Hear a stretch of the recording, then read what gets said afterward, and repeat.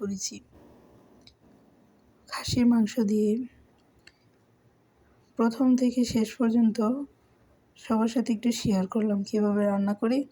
ইফতারি টাইম পর্যন্ত সবটাই আপনাদের সাথে শেয়ার করলাম।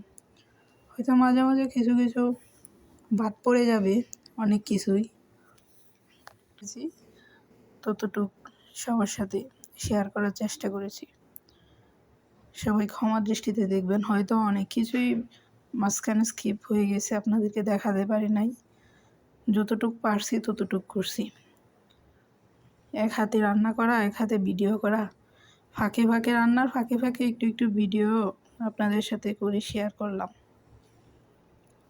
একা একা রান্না করে ভিডিও করা খুব টাফ।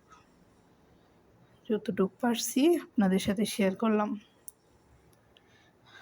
দূরপ্রবাসে থেকে সবাইকে ছেড়ে একা একা তেহেরি খাইতে খুবই খারাপ লাগতেছে, তারপরেও রান্না করতে হচ্ছে, কি আর করা। সবাই ভালো থাকবেন, সুস্থ থাকবেন, আর আমার তেহেরি রান্নাটা কেমন হলো সবাই জানাবেন। আল্লাহ হাফেজ।